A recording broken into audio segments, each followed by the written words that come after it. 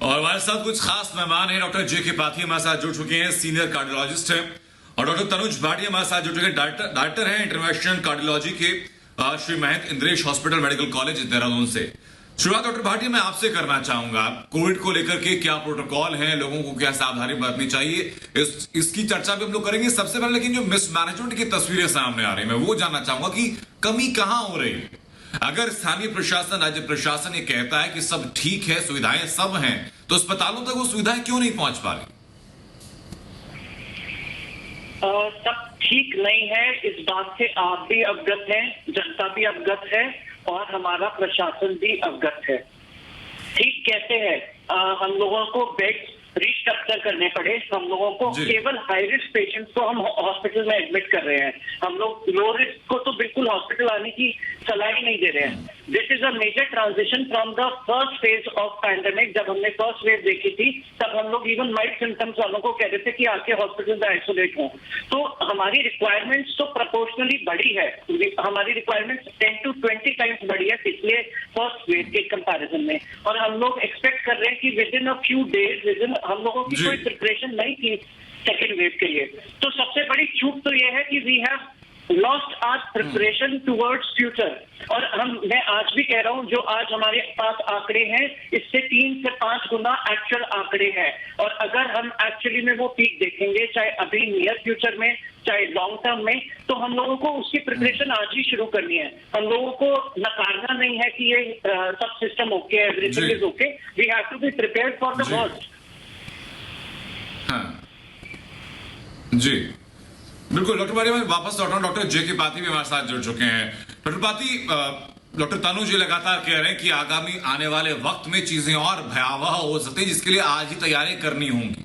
लेकिन तैयारियां कैसे हो, उसका प्लान ऑफ एक्शन कैसे हो, आम लोगों की सहभागिता क्या होनी चाहिए उसमें, हॉस्पिटल्स का जो एक्शन होगा वो क्या होगा इसमें?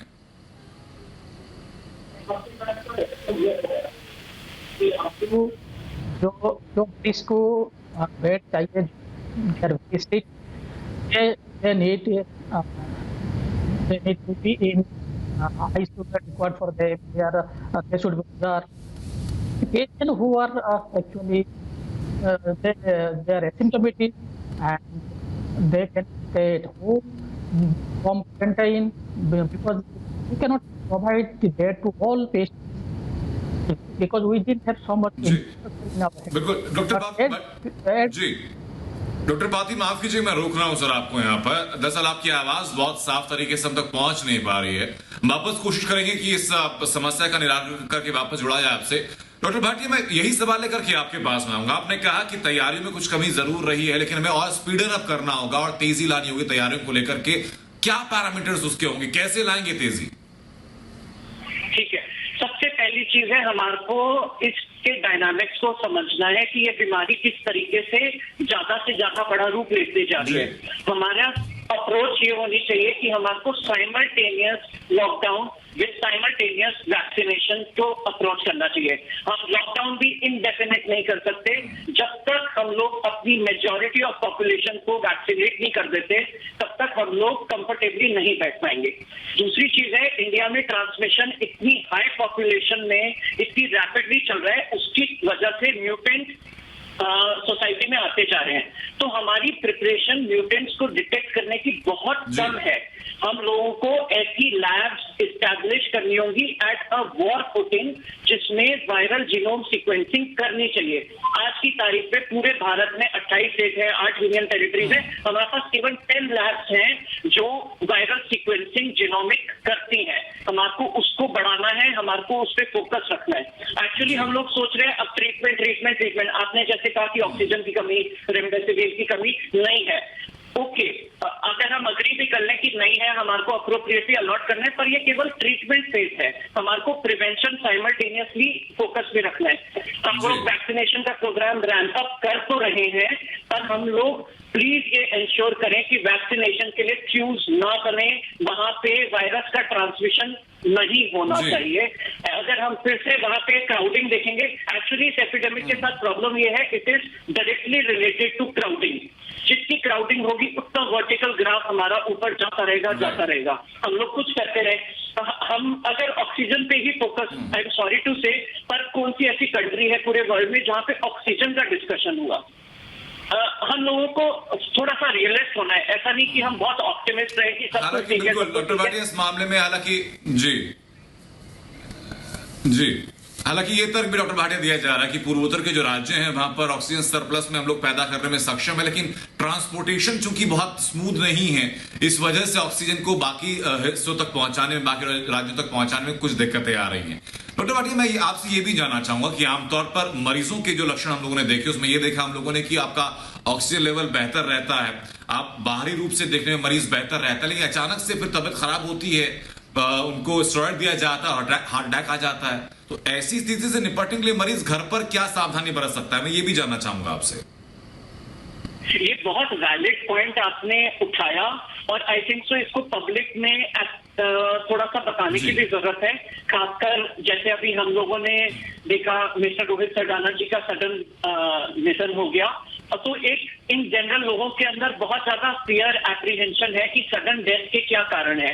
डेफिनेटली हम लोगों का फोकस इस समय केवल लंग इन्वॉल्वमेंट पे है, जैसे कि आप कह रहे हो लोगों का ऑक्सीजन लेवल कम हो जाता है, पर एक सबसेट ऑफ पेशेंट्स है जो इस समय हार्ट अटैक के रूप में भी प्रेजेंट कर रहा है, पल्मोनरी एम्बोलिज्म के रूप में भी प्रेजेंट कर रहा है। हालांकि इस समय डेटा ऐसा नहीं है कि हम लोग ब्लाइंडली सबको ब्लड थिनर्स एडवाइस करें, उसकी स्पेसिफिक गाइडलाइंस है, इसीलिए रिकमेंडेशंस होती हैं कि कुछ पैरामीटर्स जैसे कि HSCRP, डी डाइमर, ये पेशेंट के टेस्ट होने चाहिए। अगर ये एक्सेसिव मात्रा में है तो पेशेंट को और अग्रेसिव मॉनिटरिंग की जरूरत है और मे बी कुछ blood thinners, but that will be on the prescription of a cardiologist or a pulmonologist or a physician only.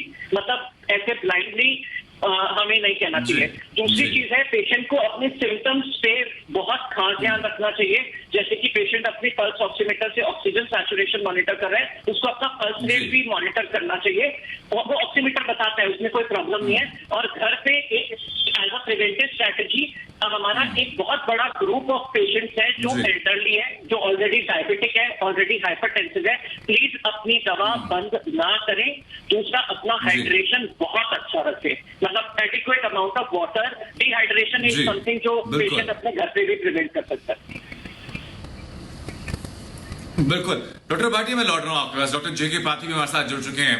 Doctor पाथी, मैं जानना ये चाहूंगा कि जो सुना हम लोगों ने, जो सोसाइटी के बीच में मैसेज भी आजकल फ्लोट किया जा रहा है कि चूंकि म्यूटेंट्स इतने ज्यादा हो गए हैं और आरटीपीसीआर किट जब बनी थी उस वक्त पे सिर्फ 2 या 3 वेरिएंट मौजूद थे, तो संभावना रहती है कि जो म्यूटेंट जो जर्म्स हैं उनको आइडेंटिफाई आरटीपीसीआर किट नहीं कर पाती, और अक्सर ऐसा हो भी रहा है कि लोग नेगेटिव आ जाते हैं लेकिन कोविड के लक्षण वो महसूस करते हैं। अगर किसी को ये महसूस हो रहा है कि उसके अंदर कोई कमजोरी है, कोई एब्नॉर्मलिटी है, आरटीपीसीआर टेस्ट नेगेटिव भी आ जाता है, तो ऐसे में लोग कैसे ये समझें, कैसे जाने कि हाँ वो उनको कोविड हुआ है या नहीं हुआ है? फर्स्ट ऑफ ऑल हमको वो देखना है उनका सिम्टम्स क्या है। Symptoms if they are getting fever, recurrent fever is coming, fever is not coming down with paracetamol intake, और इनके बाद में ज्यादा फैटिग है, बॉडी में पेन दर्द हो रहा है, तो फर्स्ट सिम्टम्स देखो।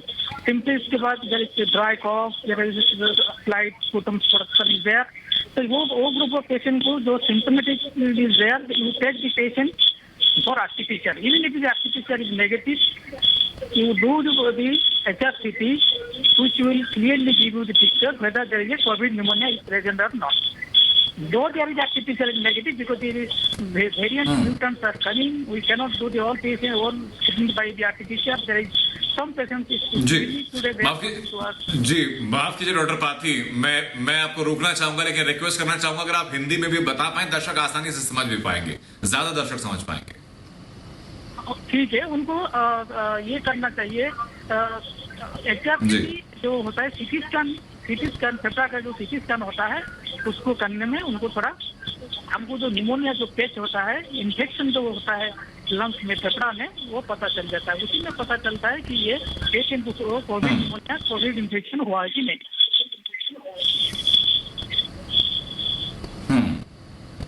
जी डॉक्टर भाटिया, मैं ये जानना चाहूंगा कि अगर किसी मरीज को सांस लेने में कोई दिक्कत होती है, परेशानी होती है और तत्काल ऑक्सीजन नहीं मिल पाता, तो उनके जो तीमारदार हैं, जो मरीज के घर वाले हैं, वो क्या कर सकते हैं? देखिए, ऑक्सीजन का तो कोई रिप्लेसमेंट नहीं है अनफॉर्चुनेटली। बहुत सारी रिपोर्ट्स खासकर मीडिया पे आ रही है कि प्रोन पोजीशन, हाँ प्रोन पोजीशन हेल्प कर सकती है, पर वो एब्सोल्यूट ट्रीटमेंट नहीं है। हमारा अगर पेशेंट डी ऑक्सीजनेट हो रहा है यानी ऑक्सीजन सैचुरेशन कम हो रहा है, हम केवल for limited amount of time उसकी पोजीशनिंग चेंज करके ट्राई कर सकते हैं, जिसमें प्रोन पोजीशनिंग यानी कि पेशेंट को उल्टा लेटाना एक है। After a few minutes 30 minutes to 1 hour उसकी पोजीशन वापस चेंज करके कभी लेफ्ट साइड कभी राइट साइड करनी चाहिए, पर इसमें हमारे को वायबल टाइम नहीं वेस्ट करना चाहिए। पेशेंट को ऑक्सीजन तो मिलनी ही मिलनी चाहिए। जी बिल्कुल। नहीं डॉक्टर पाती, मैं ये भी जानना चाहूंगा आपसे कि कई दफा ऐसा होता है कि मरीज अपने संक्रमण पहचान नहीं पाता, या ज्यादातर लोग ये कोशिश कर रहे हैं कि वो घर में कुछ ऐसा खाएं, ऐसा कुछ पिएं जिससे कि संक्रमण से बचाव में उनको ज्यादा मदद मिले। क्या जो पहली लहर थी और जो दूसरी लहर है, इन दोनों में तैयारी में कुछ फर्क लोगों को रखना चाहिए? ये जो कोरोना के नए नए वेरिएंट आ रहे हैं, इनसे बचने के लिए घर पर लोग क्या तरीका अपना सकते हैं?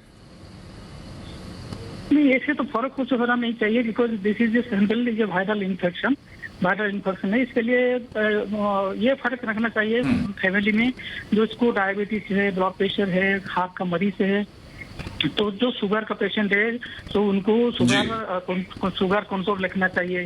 जिसका ब्लड प्रेशर ज्यादा रहता है, ब्लड प्रेशर कंट्रोल रखना चाहिए, दवाई ठीक टाइम से लेना चाहिए। हार्ट का पेशेंट है तो कोई दिक्कत नहीं, यदि कोरोना हुआ नहीं भी हुआ, जो दवाई रेगुलरली खाना चाहिए वो खाते रहेंगे। इसका अलावा you have to take all good vegetables, fresh vegetables, fruits, antioxidants who can fight against any viral disease including the COVID. So COVID के छोड़िए, कोई भी इन्फेक्शन आता है तो हमको बिल्कुल एंटीऑक्सीडेंट बिल्कुल डॉक्टर भाटिया।